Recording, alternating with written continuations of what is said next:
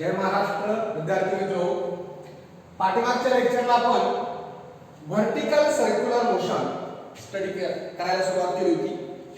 आता त्यावेळच्या डायग्राम मध्ये व्हर्टिकल सर्क्युलर मोशन कशाची होती?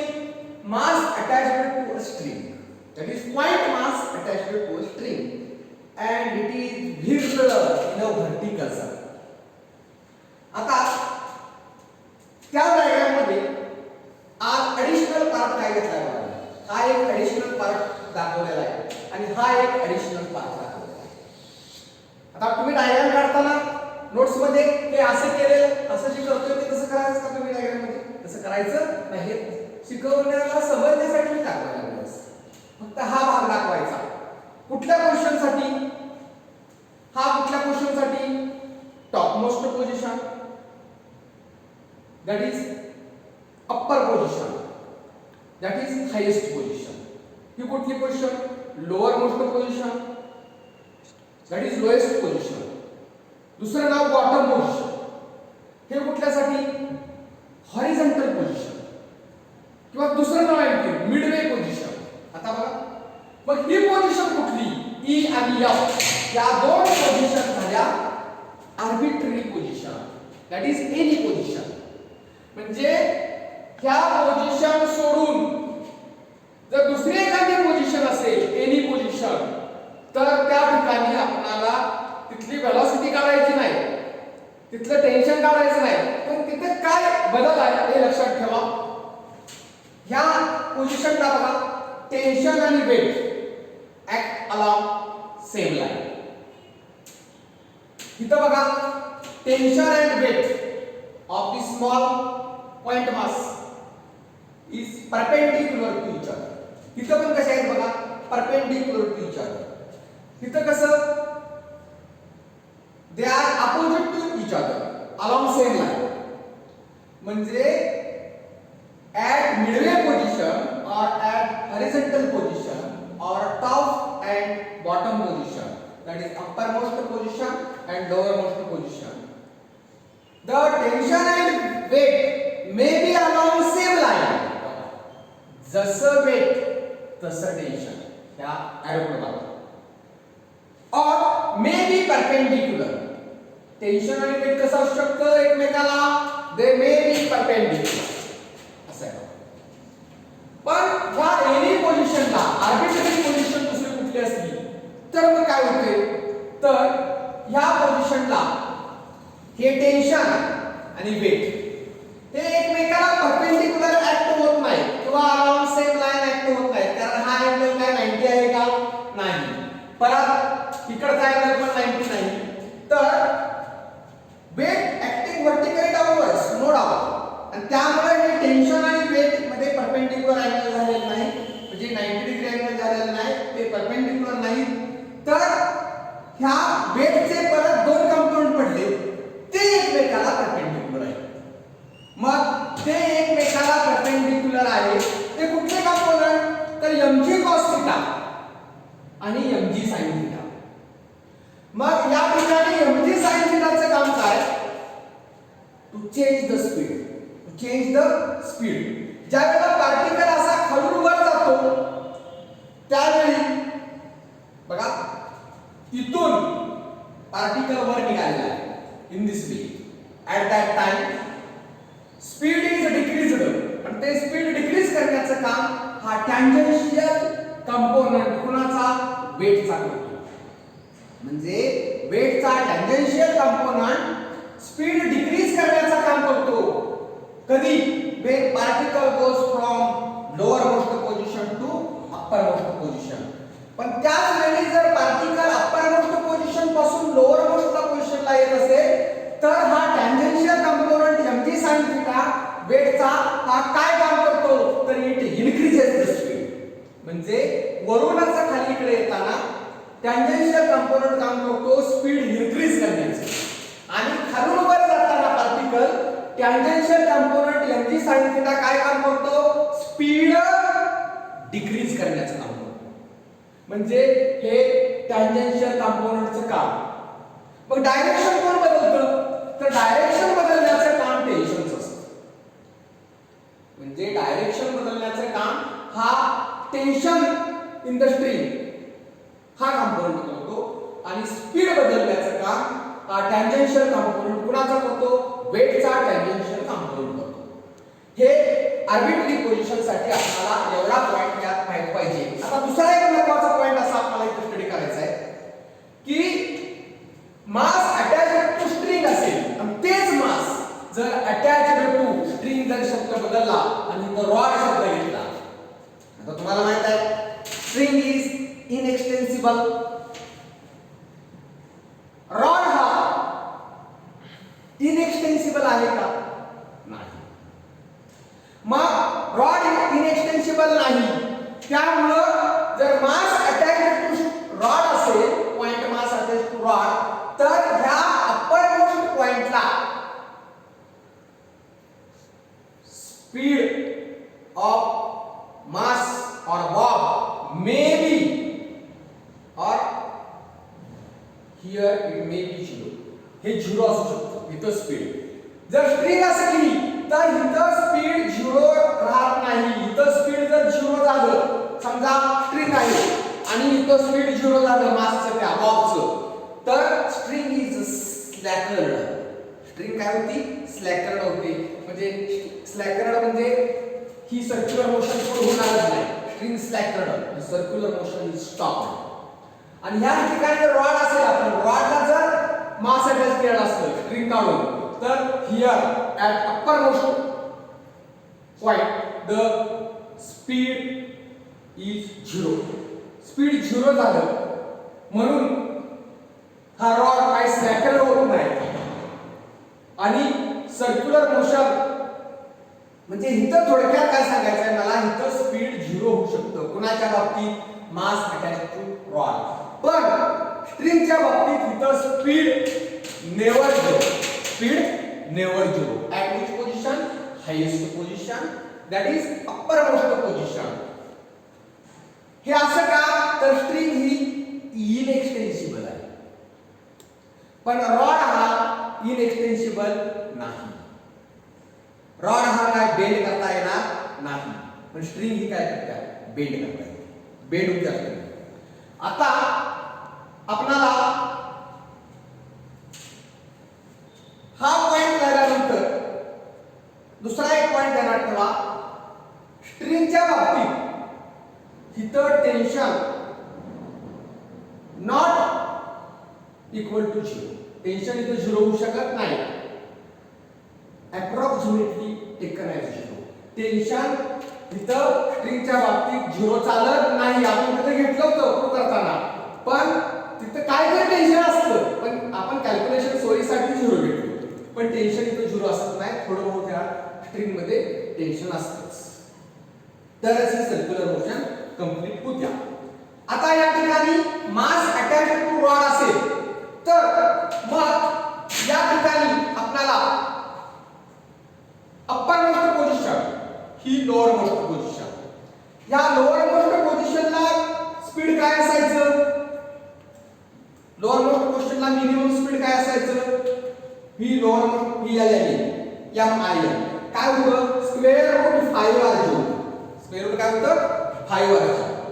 पण हे कुणाच्या बाबतीत? मास अटॅच्ड टू स्ट्रिंग. आणि मास अटॅच्ड टू रॉड असेल तर हे लोअरला मिनिमम स्पीड किती असतं हे डायरेक्ट ध्यानात ठेवायचं. प्रूव्ह करण्याची गरज नाही. हे असतं square root 4R and that is equal to 2 square root R. कुणाच्या बाबतीत? रॉडच्या बाबतीत ध्यानात ठेवायचं. एक्झाम्पल मध्ये rod mass attach to rod असला आणि लोअर मोस्ट पोझिशनचं स्पीड काढायचं सांगितलं असलं त्या पार्टिकलचं, पॉइंट पार्टिकलचं, तर हा फॉर्म्युला वापरायला लागेल. Square root 4R. Square route 5R चालणार नाही. जर एक्झाम्पल मध्ये स्ट्रिंग ऍक्सेप्ट असेल तरच हा फॉर्म्युला चालेल. ह्या फॉर्म्युलाच्या तुमची तुम्हाला गरज नाही. मग difference between tensions in the string at highest and lowest position स्ट्रिंगच्या बाबतीत असतं तेच रॉडच्या बाबतीत असतं. काय? VL TL minus TH. L that is lower, H is highest or upper most position. हे काय असतं? तिकडे काय होतं? 6 mg. इथं पण काय असतं? 6 इंच. हे डायरेक्ट ध्यानात ठेवायचं आहे. आता यामध्ये आपण दुसरा एक पॉइंट शिकायचा आहे, छोटासा पॉइंट आहे. तो पॉइंट काय आहे बघा.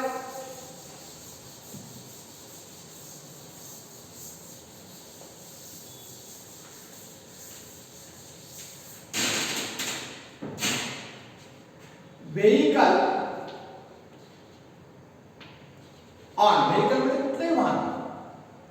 आता हा जो सेट आहे मला सांगायचा कसं, हा जो ब्रिज आहे समजा, हा कसला ब्रिज आहे, कॉन्वेक्स और concave.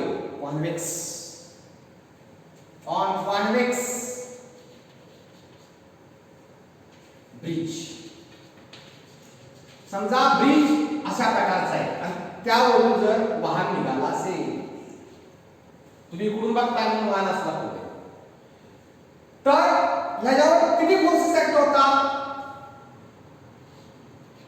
Weight acting vertically downwards आणि वर नॉर्मल रिएक्शन. वेट कोणामुळे, ड्यू टू दिस व्हेइकल. आणि नॉर्मल रिएक्शन कोणामुळे, due to the this circular path. आणि हा पाथ कसला आहे, कॉन्वेक्स ब्रिज आहे. म्हणजे रोड सरफेस ने normal reaction in upward direction आणि व्हेइकलच्या वेट मुळे या मास मुळे जे वेट निर्माण होतं ते इन डाऊनवर्ड डायरेक्शन. हा समजा सेंटर धरला आणि ही रेडियस r आणि इकडून ही वाहन निघालेला आहे. It performs vertical circular motion. मग हे कुणासारखं कन्सिडर करायचं, हे कोनिकल पेंडुलम सारखं कन्सिडर करायचं. त्यात बदल काय, तर कोनिकल पेंडुलम मधलं tension replaced by normal reaction. Conical pendulum मधलं tension replaced by normal reaction. आणि या ठिकाणी आता हे n हे mg, आता n आणि mg हे दोन्ही मिळून इथं कुठला फोर्स देतात, रिझल्टंट. दॅट मीन्स mg ची लेंथ जरा जास्त दाखवली पाहिजे बघा, नॉर्मल रिएक्शन ची जरा थोडीशी कमी दाखवली पाहिजे. याचा सुद्धा टेक्निकल पार्ट आहे. तर resultant of mg and n provides necessary centripetal force. म्हणजे mg minus n is equal to mv square by r. आणि या ठिकाणी आपण या ब्रिजला, या वाहनाचं मॅक्झिमम स्पीड काढणार आहे, दॅट इज Vmax काढणार आहे. मग Vmax काढण्यासाठी आता here normal reaction taken 0 or just contact. When speed increases, normal reaction decreases, and therefore for just contact n is equal to 0. As speed increases, n decreases. That means n is equal to 0. When n is equal to 0, mg is equal to mv square by r. m by m gets cancelled. rg is equal to v square and v is equal to square root rg. But this is maximum speed. This short point example may come on this point. आता दुसरा एक point आहे sphere of death. छोटे छोटे point आहेत आणि मग हे एक्झाम्पल बघायचं आहे. Sphere of death. आता हा पार्ट कुठला आहे बघा. This is seen in circus. This is a popular show in circus. Sphere of death. काय होतं बघा स्फियर ऑफ डेथ मध्ये. मोटरसायकलिस्ट त्या स्फियर मध्ये पहिल्यांदा हॉरिझॉन्टल सर्कल पूर्ण करतो आणि नंतर हळूहळू हॉरिझॉन्टल सर्कल पूर्ण करत करत तो हळूहळू व्हर्टिकल सर्क्युलर पाथ मध्ये मूव्ह व्हायचा होतो. हा जो पार्ट आहे तो कुठला पार्ट आहे. हा सीन जो आहे तो सर्कसी मधला आहे.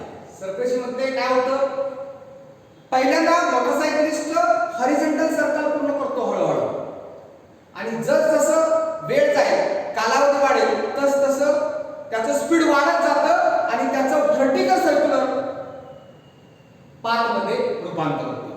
मग स्फियर ऑफ डेथ मध्ये ध्यानात ठेवायचं आपण काय आहे यात. This is a popular show in circles in which motorcyclist first goes round circles in a horizontal circular path and eventually, which is or lastly, It performs vertical circles with increasing radius with large speeds.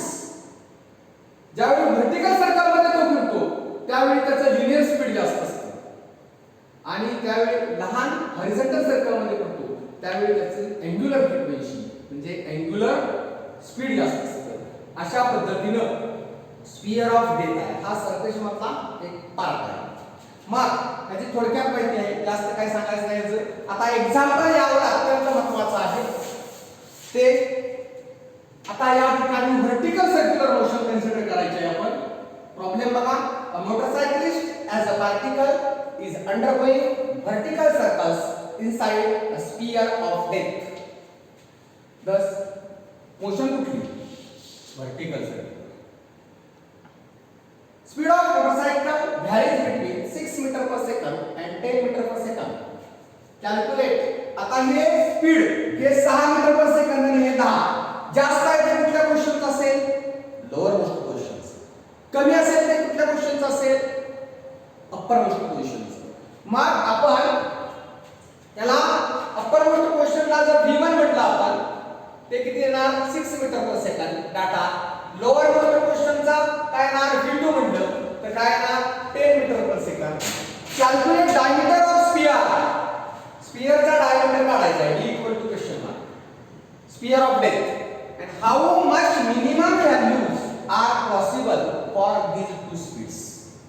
मग ह्या स्पीडच्या minimum value किती असतील? मग v minimum कुठली?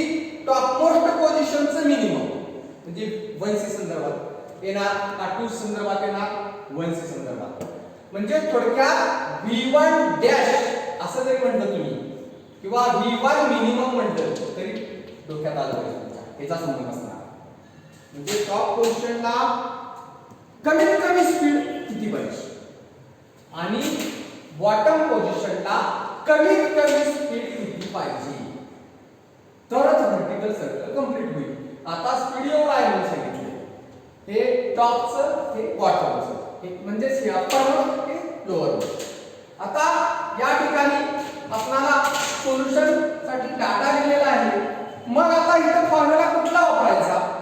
तर आपण एक step derivation मध्ये पाठवत आहे बघा की v2 square minus v1 square is equal to कोण सांगितलं? 4h. ही एक स्टेप आहे डेरिव्हेशन मध्ये. अप्पर मोस्ट लोअर मोस्ट पोझिशनच्या व्हेलॉसिटीचा स्क्वेअर मायनस ही लोअर मोस्ट पोझिशन ही अप्पर मोस्ट पोझिशनच्या व्हेलॉसिटीचा स्क्वेअर हा 4h. मग v2 स्क्वेअर v2 किती आहे? 10 minus 6 substitution half mark 4r जी किती समजा 10 इयर्स स्टँडर्ड व्हॅल्यू काय किती 10. आता किती आलं बघा 36 100 minus 36 is equal to 4r * 10 10 चौक 40 40 इकडे आलो आपण आणि इकडे फक्त r. आता 100 मायनस 36 किती येणार? 64 अपॉन 40. कारण 36 आणि 64 बरोबर 100 इक्वल टू r. आता याचे कॅल्क्युलेशन करा. त्याचे कॅल्क्युलेशन केलं किती येतं बघा. डायरेक्ट केलं तरी चालतं. इकडे बघा 4 1 4 4 0 0 4 1 4 4 7 24 हा म्हणजे किती आले? 2 4 2 म्हणजे 10. आता या ठिकाणी जे कॅल्क्युलेशन अत्यंत महत्त्वाचं आहे बघा. परत एकदा 4 1 4 1 0 परत 4 1 4 2 राहिले 4 7 24. आता या ठिकाणी आपण नंतर भाग लावलेला आहे की भागाचा अर्थ कसं करतोय बघा आपण 2 पंचे 10 2 अट्टी 16 आणि 8/5 येणार 8/5 इक्वल टू r आणि 8/5 इक्वल टू r येणार. हे रेडियस साठी आपल्याला काय पाहिजे? डायमीटर पाहिजे. मग डायमीटर मध्ये काय असतं? 2r. तर 2 * 8/5 आणि जे काय आन्सर येईल ते 8 दुनी 16 भागिले 5 आणि मग 5 त्रिक 15 पॉइंट 1 0 5 दोन्ही 10. मग काय उत्तर आलं डायमीटर म्हणजे डिस्टन्स आलं की सगळं मीटर पर सेकंद हे डिस्टन्सचा संबंध. अजून काय करायचं आपल्याला V1 मिनिमम स्पीड V1 म्हणजे टॉप मिनिमम काय फॉर्म्युला स्क्वेअर रूट r काय आहे what is r 8/5 into g 10 5 दुनी 10 मग 8 दुनी 16. आता V1 मिनिमम बरोबर आहे का बघा r ची व्हॅल्यू इथं युनिट 8/5 हे r म्हणजे रेडियस 8/5 into g 10 आणि 8 दुनी 16 म्हणजे इथे किती आलं 4 आणि मीटर पर सेकंद. आणि नंतर काय काढायचं आहे बघा V2 मिनिमम किती असतं bottom position square route 5rg आणि square route 5rg square root 5 आणि r into g ची व्हॅल्यू किती आलेली आहे परत सबस्टिट्यूशन करायची काय गरज आहे स्क्वेअर रूट r ची ही 5 ची किंमत दिली राहिलं स्क्वेअर रूट r ची मग किती आहे 4 म्हणजे किती आलं 2 square root 5 metre per second. In this way this example is solved. Okay, thank you.